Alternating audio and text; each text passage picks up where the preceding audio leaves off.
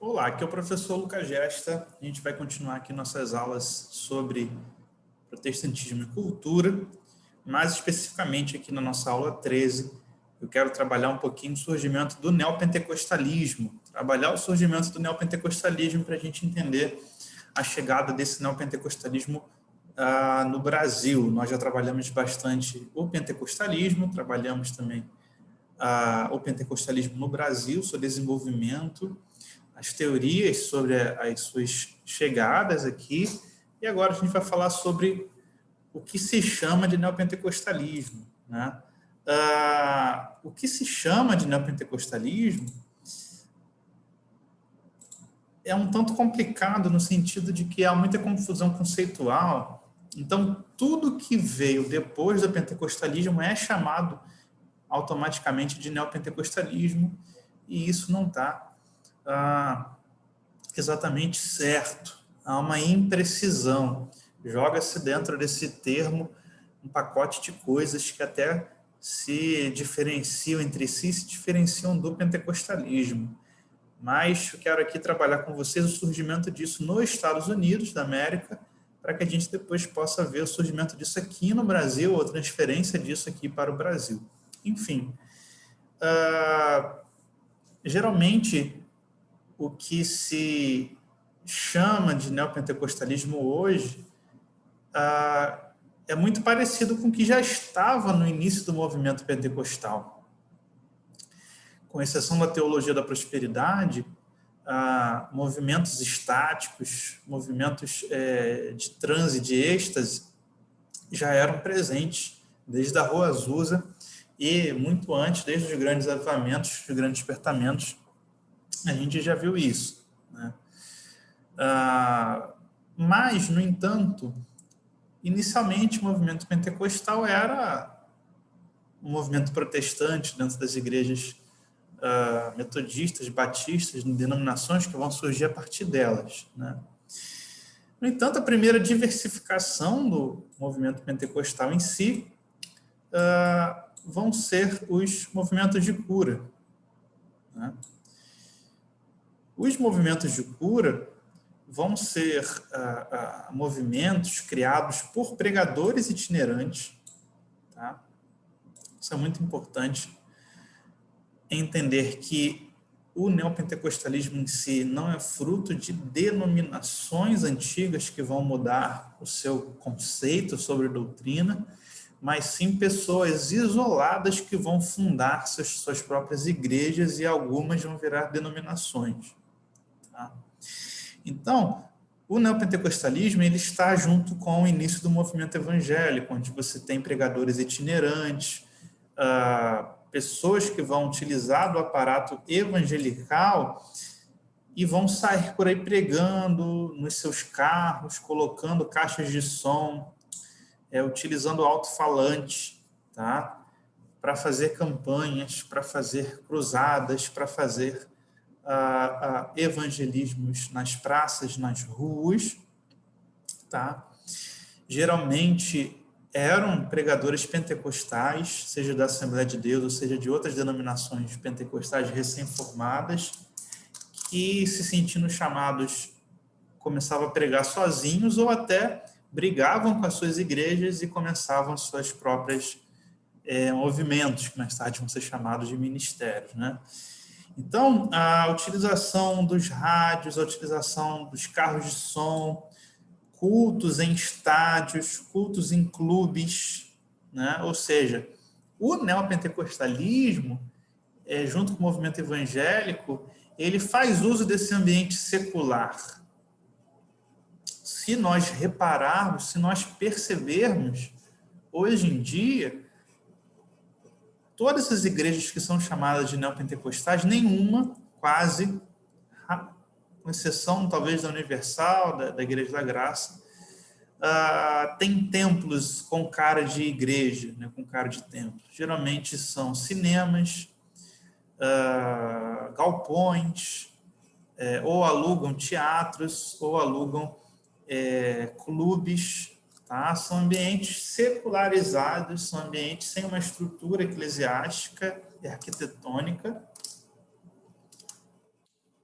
e que você pode chamar mais pessoas, convidar mais pessoas que não gostam necessariamente desse ambiente mais eclesiástico, né? E qual que era a diferença do pentecostalismo para o neopentecostalismo nesse momento? Aqui, gente, a gente está falando por volta ali da década de 40, 1940, 1950, ok? Lembrando que se desenvolve no Brasil a partir de 60 e 70, mas lá nos Estados Unidos, 40, 50, às vezes até antes, tá? Então, qual era a diferença desses grupos para o pentecostal que veio anteriormente? É que eles não enfatizavam o batismo com o Espírito Santo, propriamente dito, mas enfatizavam as curas e os milagres. Isso é importante, porque dentro do pentecostalismo, o batismo no Espírito Santo é o ritual iniciático. Você só é alguém dentro das igrejas pentecostais, pelo menos naquela época, se você falasse em outras línguas. O que é ser alguém? É poder ser um diácono, poder ser um pastor, poder ser alguém consagrado, alguém que prega, alguém que sobe ao púlpito. Se não falasse em línguas, estava excluído disso tudo. Ficava sentado assistindo até começar a falar. Isso é o ritual iniciático. Você só é inserido plenamente como membro do grupo se passar por aquilo. No neopentecostalismo, apesar dos pregadores neopentecostais, nesse momento, nos Estados Unidos, falarem em línguas e utilizarem-se dessa prática, eles não exigiam isso dos seus obreiros, vamos colocar assim, e não faziam cultos em que necessariamente todo mundo teria que falar em línguas, mas faziam cultos em que necessariamente tinha que haver muita cura. Isso está muito também no imaginário dos Estados Unidos, tem muitos filmes que retratam isso, documentários, né, de campanhas de cura, tá, de campanhas de milagre, aqueles pregadores lá dos Estados Unidos, naquelas tendas, as pessoas desmaiando, caindo no chão, chorando, ressuscitando, caindo endemoniados, aqueles pregadores ali, né? Fazendo o cego enxergar, paralítico andar, muitos desses milagres também contestados, né? Não é aqui no Brasil que se inventou isso, de você pagar alguém para se passar por endemoniado, paralítico, cego, enfim. Mas o que é importante aqui é que ele rompeu, o neopentecostalismo, ele rompeu com o ascetismo pentecostal. Como assim? No pentecostalismo, você tinha que... ele é puritano, ele é extremamente rigoroso, você tinha que tampar o seu corpo, você tinha que andar com manga comprida, as mulheres tampar todo o colo, com roupas mais largas. No pentecostalismo, a mulher não poderia usar maquiagem, brinco, enfim, nada que tivesse acontecendo na cultura daquele momento, atualização de roupa. O pentecostalismo é extremamente rigoroso com usos e costumes, extremamente ascético. Lembra que o pentecostalismo ele surge com a doutrina da segunda bênção. E a segunda bênção, antes da doutrina do batismo do Espírito Santo, ela diz que quando você recebe a segunda bênção, você não peca mais e nem tem desejo. E pecar está relacionado também à roupa, à fala, a consumo de elementos, né? Não pode tomar café, refrigerante, nada disso. Coca-Cola, essas coisas que na época eram inovações. E nem ir em teatro, e nem ir em cinema, e nem ouvir a rádio, né? Porque tudo isso é do diabo. No neopentecostalismo há um rompimento com isso. Rompimento total. Ele não só não vai ser rigoroso com roupas, mas os pastores vão passar a se vestir como os cantores famosos na época, os frontmen, estavam se vestindo, né? Não só não vai rejeitar a frequência em ambientes seculares, como vai fazer os cultos nesses ambientes seculares, tá? No pentecostalismo, você tinha as igrejas, elas tinha uma eclesiologia, né? A figura do pastor, a figura do diácono, a figura do presbítero. No neopentecostalismo, não, você não tinha uma hierarquia fixa. Às vezes, você não tinha nem hierarquia, porque foi um homem, uma mulher que começou a pregar e as pessoas passaram a seguir. Então, não tem diácono, não tem pastor, não tem nada. Tem aquele homem, aquela mulher pregando. Isso, e os ajudantes, né? O pentecostalismo ele tem um corpo doutrinário rígido, que é o corpo da denominação protestante de onde ele veio, né? Se veio dos batistas, se veio dos metodistas, se veio dos reformados, mais a doutrina, né, da santidade, do batismo com o Espírito Santo. No neopentecostalismo, você não tinha ênfase doutrinária, não era importante ensinar doutrina para ninguém. É importante fazer cura, milagre, gente se convertendo e crescendo o bolo, crescendo a massa. No pentecostalismo americano, você tinha uma liturgia, você tinha os inários, você tinha os quartetos, havia toda uma ordem de culto, né, que hoje se chama de boletim, havia tudo isso. No neopentecostalismo não tinha ordem nenhuma, era alguém que chegava cantando, se tivesse cantor, músico tocava, se não tivesse era só oração e pregação. Era uma bagunça, tudo variava de acordo com o pregador, com a pregadora do momento. O neopentecostalismo, a gente pode dizer que ele é um grande improviso. Ele não é um projeto de igreja, não é um projeto denominacional, igual o protestantismo, o pentecostalismo.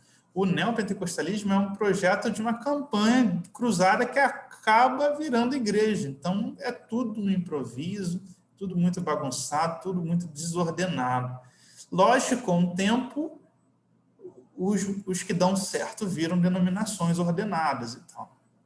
Mas não nesse momento aqui, né? Outra questão é que a membresia era extremamente flutuante. Isso é uma característica do neopentecostalismo até hoje. Por quê? Às vezes uma pessoa sai da Igreja Batista, Metodista da Assembleia de Deus e vai assistir as campanhas neopentecostais e fica ali 6 meses, 1 ano, até enjoar e volta para a sua igreja. Ou às vezes a pessoa se converteu ali no movimento neopentecostal, mas depois se decepcionou, ficou chocado, viu o pastor caindo, viu o negócio de dinheiro e foi para uma igreja tradicional, né? Tá? Então, isso faz que o público não seja recorrente, não seja fiel àquele movimento. Tá? Então, é uma membresia que troca. Tá? E é uma membresia que cresce porque você tem um aparato, um aparelho de crescimento voltado para campanhas e cruzadas. Então, o neopentecostalismo, você precisa fazer campanha e cruzada o tempo todo, senão as pessoas vão embora. As pessoas já vão embora normalmente, mas se você não alimentar com gente entrando, o aparato não se sustenta mais financeiramente. Então, você precisa estar criando cada vez mais tipos de campanha, tipos de cruzadas, tipos de pregações, coisas para atrair gente, atrair público. Isso é muito importante, gente, que você tem o neopentecostalismo fazendo isso entre as igrejas pentecostais, você tem o movimento evangélico fazendo isso entre as igrejas tradicionais. No protestantismo, a pessoa tem que se converter e se adaptar à forma de ser protestante. Mudar a forma de vestir, a linguagem, a forma de ser, a forma do que gosta, o ethos. No movimento evangélico, no movimento neopentecostal, que também é evangélico, é a igreja que se adapta a essa pessoa. Então, por exemplo, se na década de 60 eram os hippies, o neopentecostalismo vai se meter com música hippie, com jeito hippie. Se na década de 50 era, sei lá, o pós-guerra, né? Frank Sinatra, Elvis Presley, aí os evangélicos neopentecostais se metem a se tornar aquilo. Na década de 60 muda. Então, se no movimento protestante as pessoas se adaptam à igreja, no movimento neopentecostal, no movimento evangélico, a igreja se adapta às pessoas, se adapta ao seu tempo, se atualiza com a cultura. Tá? Então, são caminhos opostos. Né? Outra questão também que é muito interessante é que o movimento neopentecostal é extremamente ecumênico. Extremamente mesmo, porque ele não só absorvia os membros das igrejas.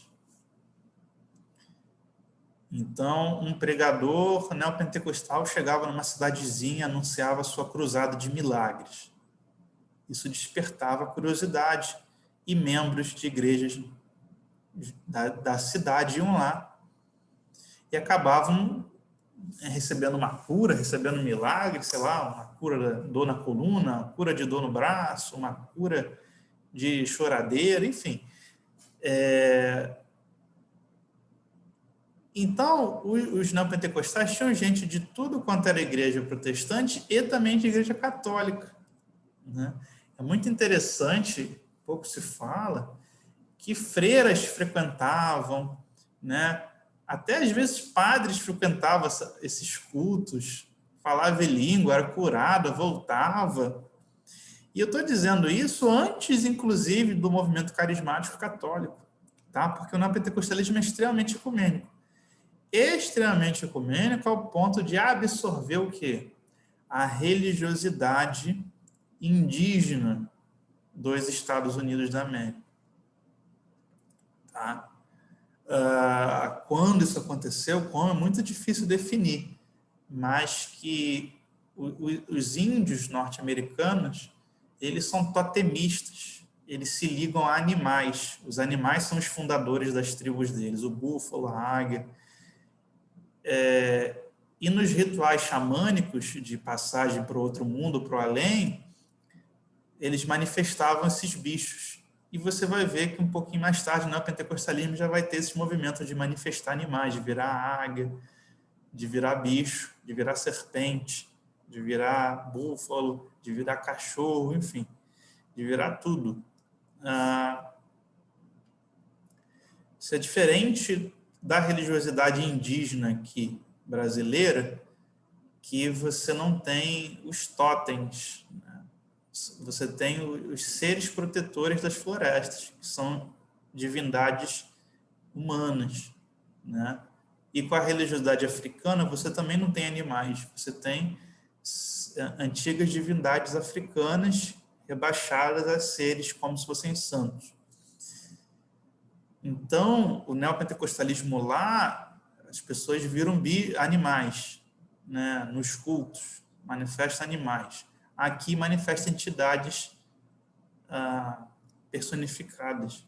Então, é sempre bom a gente perceber também como que o ambiente altera o comportamento do culto, né? E o neopentecostalismo se adaptava rapidamente à cultura do momento, é o rock, é o reggae, enfim, é o quê? Ele ia lá e absorvia. Então, necessariamente, a gente precisa entender que o pentecostalismo não. O pentecostalismo era tradicional. Igrejas protestantes, radicais, que viam a cultura como algo do diabo, do demônio. O neopentecostalismo via a cultura, se adaptava a tudo, né? O que era do demônio no neopentecostalismo? Era doença, tá? Era você não ser um ser humano pleno dentro da cultura dos Estados Unidos. Mais tarde vai ser o quê? Ser pobre, é do demônio. Está doente, do demônio. Falir, do demônio. Né? Não ser um estadunidense pleno. Já para o pentecostalismo, para as igrejas protestantes fundamentalistas, a cultura do demônio. Só vale que está na igreja, você não absorve essas coisas. Para o movimento pentecostal, não. Você absorve e só algumas coisas são do demônio. Então, essa é a nossa primeira parte aqui da aula, que é o professor Lucas Gesta.